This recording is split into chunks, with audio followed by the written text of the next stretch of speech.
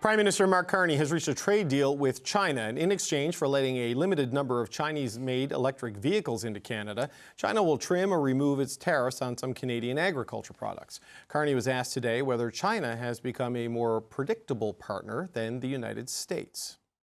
Our relationship, the one comparison I will give you with the United States, our relationship, this is no insight, is much more multifaceted, much deeper, much broader than it is with China. But yes, in terms of the way that our relationship has progressed in recent months with China, it is more predictable, and you see results coming from that. Today's deal between Canada and China did not go unnoticed in the United States, but initial reaction was mixed. How do you see the deals Canada and China have just signed, trade deals between the two partners? Well, it's okay. That's what he should be doing. I mean, it's a good thing for him to sign a trade deal. If you can get a deal with China, you should do that. Well, I think it's problematic for Canada.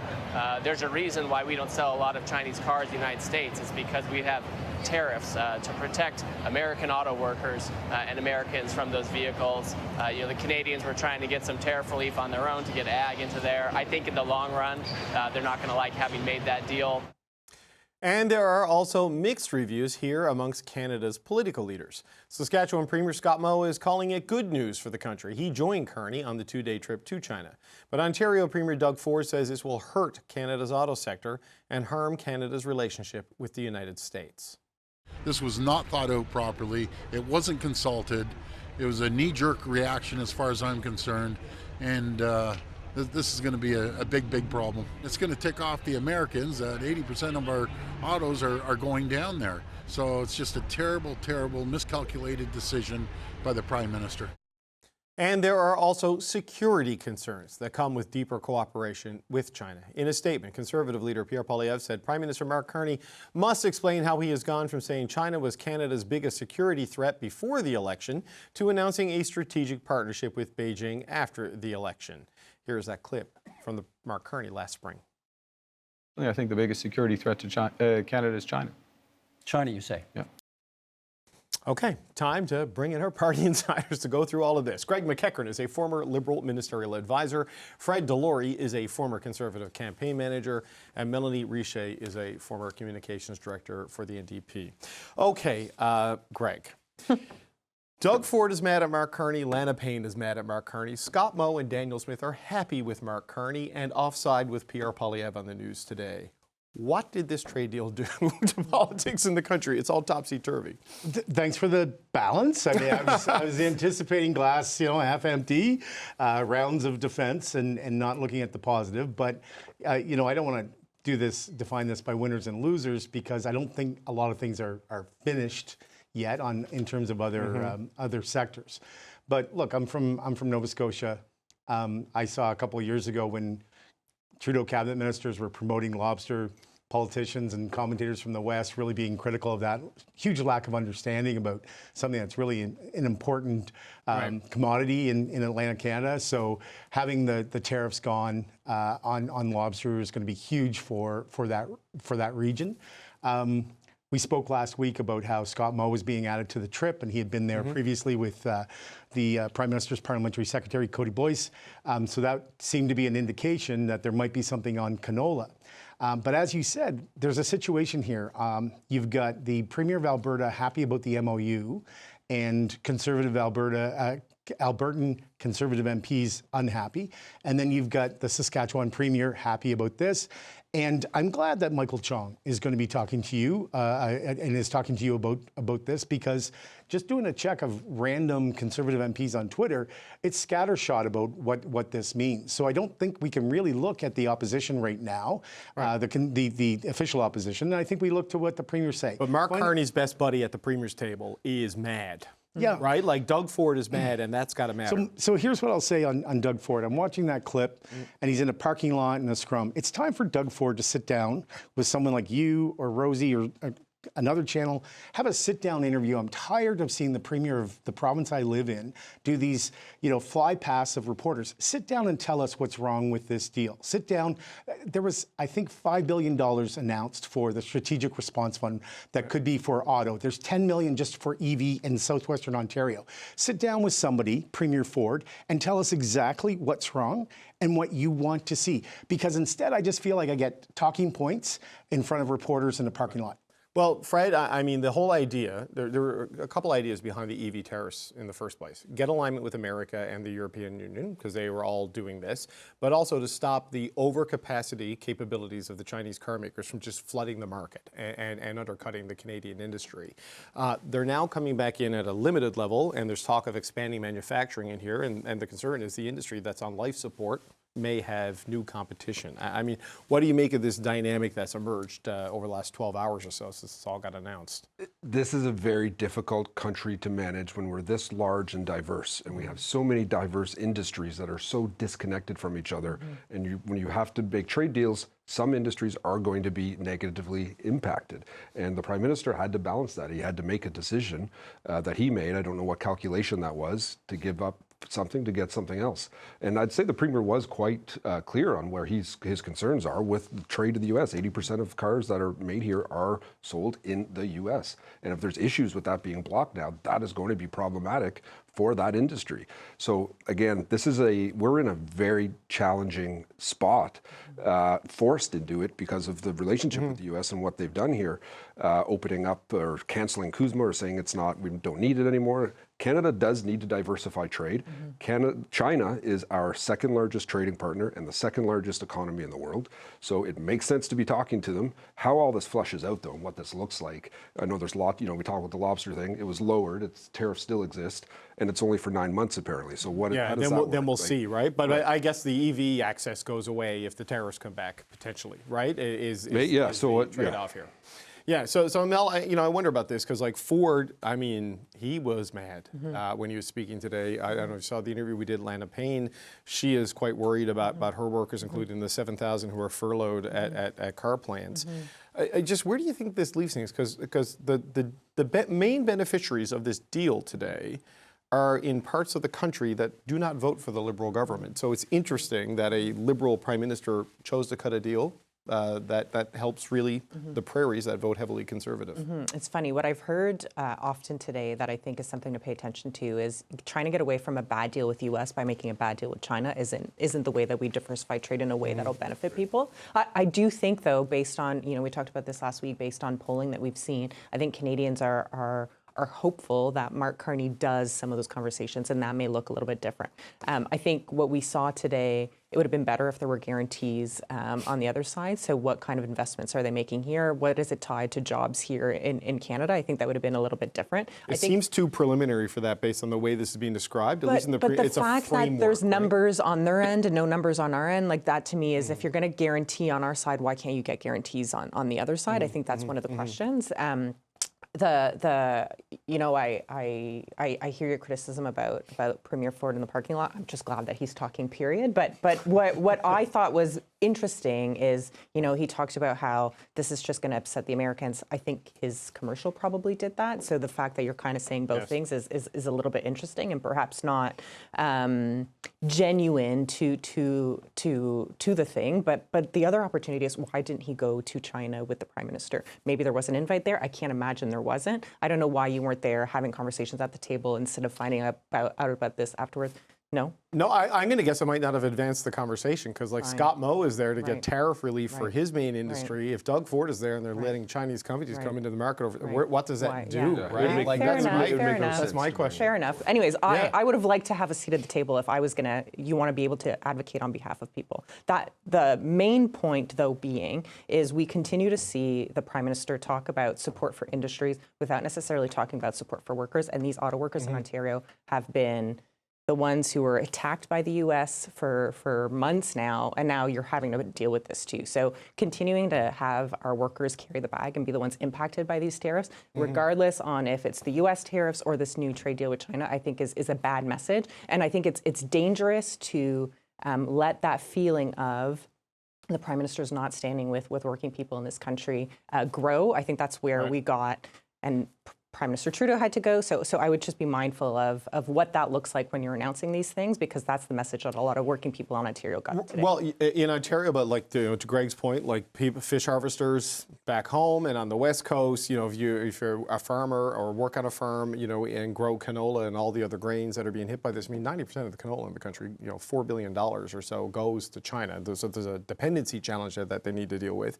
But Greg, Doug Ford is mad because he felt blindsided. Industry you talked today, they had no idea what was coming, and even though it affected them. And the big worry, certainly in the car sector, when I spoke to people today, was how's the U.S. going to react, right? Because of their hatred for China and their EVs. Trump, I mean, I know this is a fool's errand, but what did we make of that? It wasn't an immediately hostile deal, reaction to the deal, but who knows where it goes next. You interviewed Peter Armstrong earlier, and on Twitter, Peter had posted that clip. And my thoughts were 3, 2, 1, because we were the same way on the tariff ad. Mel makes a good point that it was Doug Ford's ad, which I have defended, that actually the reason why we're the discussion stopped, ostensibly, according to the president, was because of that ad. So there's, I think, Premier Ford might want to think about that. David, the other thing just about expectations, when my guess is that when Scott Moe was announced as going, there was enough preliminary discussions that they thought they were going to have something. They've been kind of signaling it a little bit, right? Don't you think? I spoke in February of 2025 at an industry association that included canola farmers. This was February of last year, and they were flagging it at that event during the Q&A part. So I can only imagine on the industry side and through their government what they've been saying on this. So I do want to make sure that we see where a win is. I don't think this, what we're talking about today, is not a hot take because we just have this information. But I would say once again, I mean, the voices of people like Flavio Volpe and Lana Payne are important voices in this country, and they've done a lot of good in terms of our relationship with the United States. And I would not imagine in any shape that their conversations with this government are over. I remind people to take a look at the budget and what's there for potential things for different industries that have been impacted negatively. Yeah, well, Flavio Volpe will be on in the second hour of the show. Actually, we want to get his update on things as we now have more information on what's in this. But Fred, the notion is, the Chinese electric vehicles are going to come in, and I've got my notes. Talked to a few people today who were part of that briefing from the federal officials today. The 49,000 EVs that they're bringing in, a lot of them, they want them to be cheap, $35,000, which is affordable for an electric vehicle, and that's going to be the kind of target range they're doing with the cars they're going to allow to come in. And the hope is that this paves the way for Chinese investment in manufacturing in the automotive sector, either building the cars or building car parts. Do you think that's a politically sellable idea right now, given the past issues with China and the current troubles with the U.S.? If jobs are needed and jobs are being created, I think that's where a lot of people will be looking. But I find it, hard to believe that they'll be manufacturing cars here. I think the way they're at the prices they are is because they're being able to manufacture them in China with different labor rules and different regulations that exist here in Canada. So I think it'd be more expensive for them to do it here. So it's almost like they would be shipping them to do that. Battery plants and things like that, though. I wonder, like this is the goal, and this is what Doug Ford was talking about, right? Come build a plant here and build it here, and it's a different kind of argument. At the end of the day, we are going into a decade of affordability issues. Like we keep calling it a crisis. It's not a crisis anymore. It's because it's going to be prolonged for so long. Crisis is its existence, affordability. And when the economy is taking a downturn, we need jobs. So if there is someone coming to bring jobs, I think that is going to win over a lot of people. So Mel, you were talking about how the Prime Minister talks about supports for industry, but without necessarily for the individual workers. And what struck me today is that Michael Sabia and Dominic LeBlanc told the premiers they're working on a broader series of measures for the auto industry, and it's going to be announced in 2 to 3 weeks. They've been waiting on that for a while. Decisions on the EV mandates, what are you going to do about charging infrastructures, tariffs, these sorts of things. What did they need to deliver on that? Because if you listen to Lana Payne today, it feels like the stakes of that raised quite a bit today with the China deal. Absolutely. And we've been really bad, actually, at giving money to corporations to come here, but then we don't actually tie local jobs to either the building of those plants. I think of Stellantis as an example. We used to work with the iron workers, and they were bringing in temporary foreign workers to build that plant and then to work on the cars when they were here. So the ability to tie it to local jobs will be really important. And if you're unable to do that, well, we're kind of in the same place where you're not giving the ability to local workers to get those jobs. What will it take? I think genuinely, even the communication of talking about support for industries versus support for workers is already a massive difference in, okay, you're talking to me, you're going to be supporting me, versus I don't know how you supporting a big company is going to make its way to me. I find the communication of the thing really difficult. If you work for that big company, don't you want to see them help the company? You know what I mean? I don't think, like, I don't know that I think I'm getting help from that, right? I think my job is still on the chopping block if something goes bad, and I think that's what those workers' experience has been. They're not necessarily standing there saying, you know, please help Ford. They're saying, how is this going to help me? Because they've seen the industry be hit, and they've seen those companies be hit, and they're always the first ones that have to deal with it, or they're put on.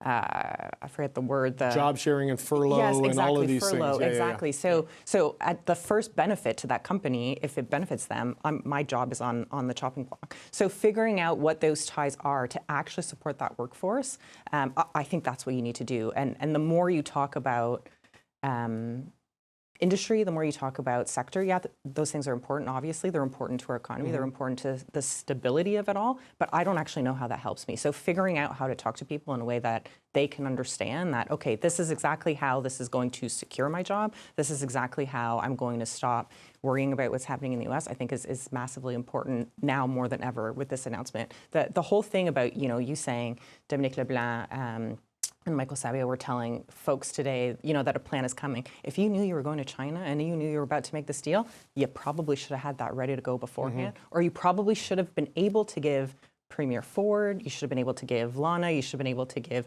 all of those folks some information ahead of time. And they would still be out today saying that they were disappointed, but it would be way less than this, and they'd at least be able to tell their people, this is what's coming to support us. So the fact that it's coming in a few weeks and it's not ready, I think that's disappointing to a lot of those folks today. Yeah, Ford in his round to speak in the briefing today said there's no partnership here. He was, that's quite a statement to come from Doug Ford, given the role he's played in Canada-U.S. relations over the past year. But Greg, going back to this is a deal that has created alarm in Ontario broadly and relief. I know there's canola and grain farmers in Ontario. I'm not dismissing the agriculture sector here, but like mostly in the prairie provinces. Now, it proves it's not really a political decision, right? That this is what you felt you could do, it seems, as the Prime Minister. But you have this pushback now from allies like Ford, like Lana Payne, and people who were there with you in the trenches, during the election last year. I mean, how do you respond to that and recalibrate on that politically? Because increasingly they're hearing about things more and more after the fact rather than being there at the early part of it.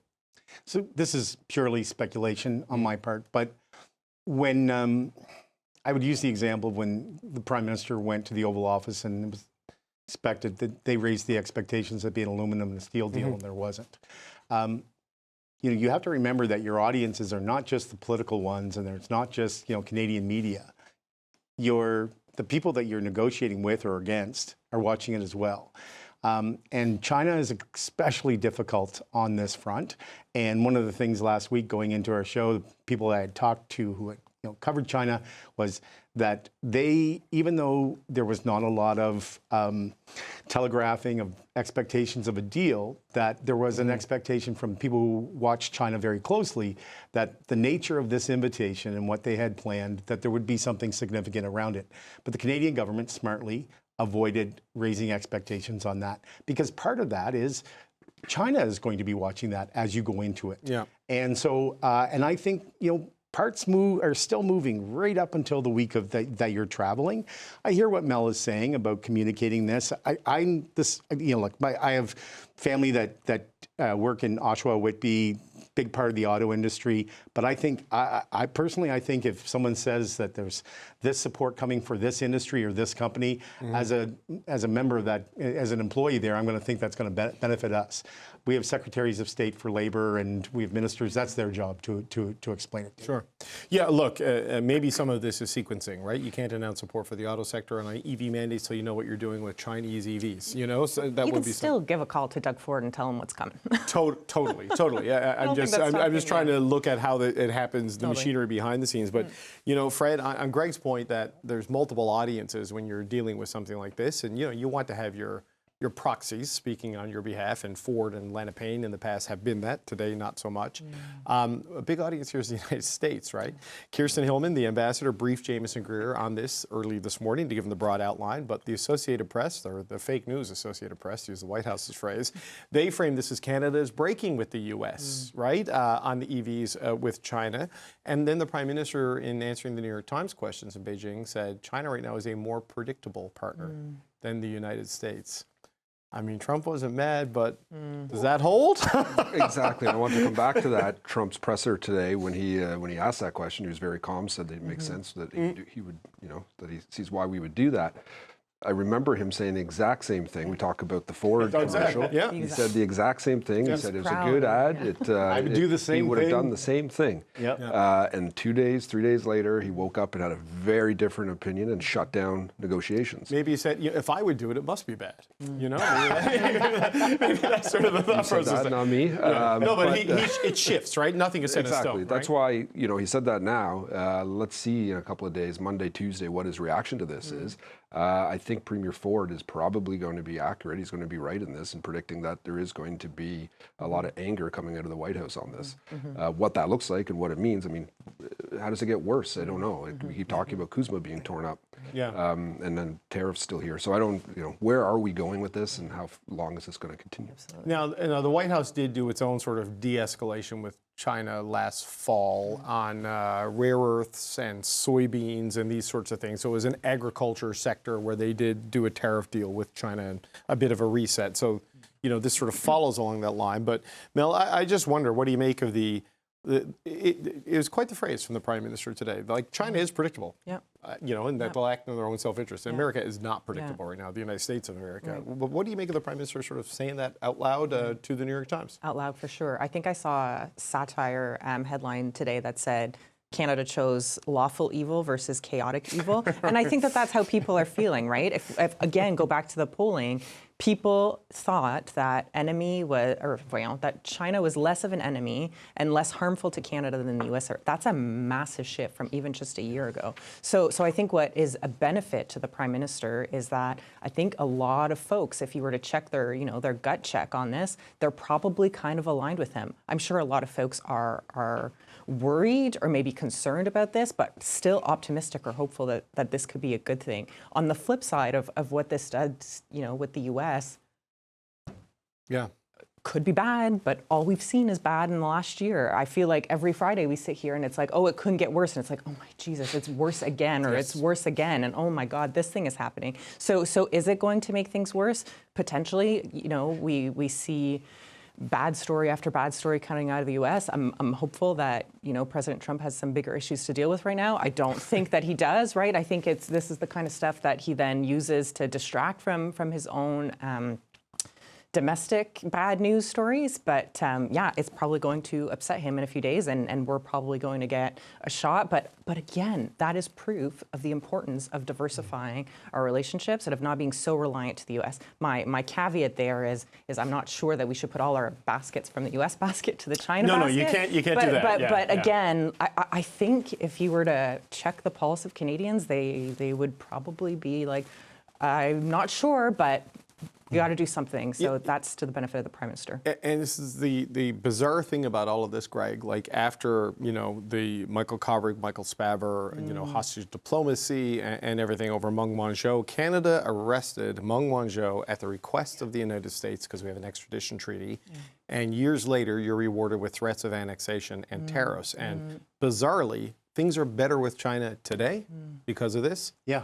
And maybe worse with the U.S. because of this or whatever else happens next. I was thinking the exact same thing. When you played a clip from Prime Minister Carney in the spring, the one that I saw today around China was, it was an outdoor news conference. I think it's in March. And the Prime Minister is talking about seeking new partners, and he talks about Asia, and he mentions China. And what he says is, and I wish I could remember, sorry, I was cramming I thought we'd be talking about Quebec today. But the quote is around, we have to be very directed and, and careful. Limited and focused is kind of where he's going today, right? Which is what he's been. But I was thinking, like, that was in March, when we thought we still had some sort of deals left with the United States. And as Fred pointed out, it was going pretty well until apparently somebody whispered in Trump's ear and said the ad is bad after he said that it was good. So it's really tough. Like, I think about the amount of time that we've spent together since the fall of 2023 and what we're saying now about China. But to exactly your point, China has probably realized, despite that little dalliance in the fall, China has probably realized that there's an opportunity, or they have to be prepared because of the way America is acting, and they may have not been as open for doing this deal with Canada a year ago as well. Look, I think the Prime Minister does need to explain a little bit how his thinking has evolved on China, because when he did say that in the debate, we were in it with the United States, right? And here we are now, and it doesn't mean you don't do this, Fred, but like an explanation of how you view it now and what your thinking is, that feels necessary. Absolutely, I think, at this point, absolutely. right? Look, Canada's open for business should be his main message, which it appears to be, trying to diversify our trade. But when you are talking to partners like this, where 9-10 months ago, when was the campaign? 3 years ago? He said it I don't know April when it was. 17th in the middle of the English debate. Like, that is a very solid, strong statement to make, and he is now, they are making deals. Yep. You have to explain that. You have to tell us what changed. If they're a security threat, why are you even there? If that's the largest security threat, maybe the security threat's gone. If that's it too, explain it to us. I don't know. I mean, maybe you can do deals within certain guardrails, and that's just the way it is. Explain and it maybe if so. that's the answer, right? David, I ran into Anita Nan just before Christmas, and she said, we are all trade ministers.